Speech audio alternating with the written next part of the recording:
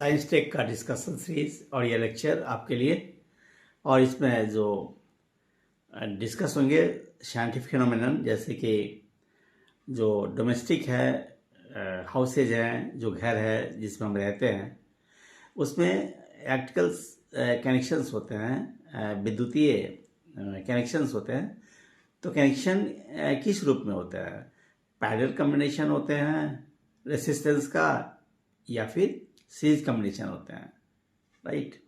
क्या सवाल है आपका कि जो हमारे हाउसेज हैं, हाउस में इलेक्ट्रिक वायरिंग होते हैं, तो उसमें जो कनेक्शन दिए जाते हैं वो पैरेलल कनेक्शन होते हैं, समानांतर क्रम में प्रतिरोधों का संयोजन होता है, या श्रेणी क्रम में प्रतिरोधों का कनेक्शन होता है।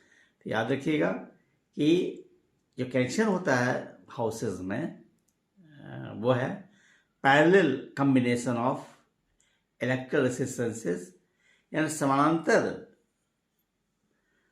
श्रेणी में प्रतिरोधों का ग्रुपिंग होता है हाउस में।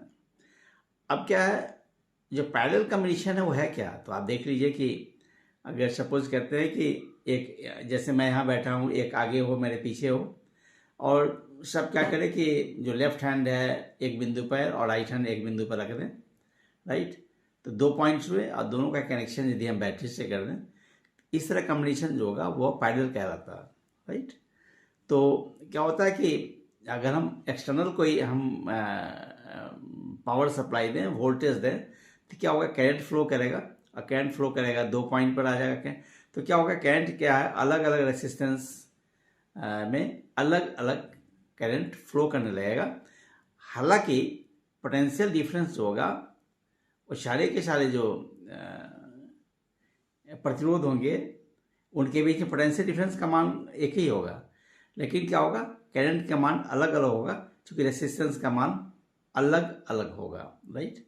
This is called parallel combination. और पैरेलल कॉम्बिनेशन में एक खास बात यह भी होती है कि जो इक्विवेलेंट रेसिस्टेंस होता है वो, जैसे उसका मान होता है 1/R is equal to 1/R1 plus 1/R2 plus 1/R3, जहाँ पर R समतुल्य प्रतिरोध है, R1 एक तार का प्रतिरोध, R2 दूसरे तार का प्रतिरोध, R3 तीसरे तार का प्रतिरोध। This all about the parallel combination of resistances and it is found in houses.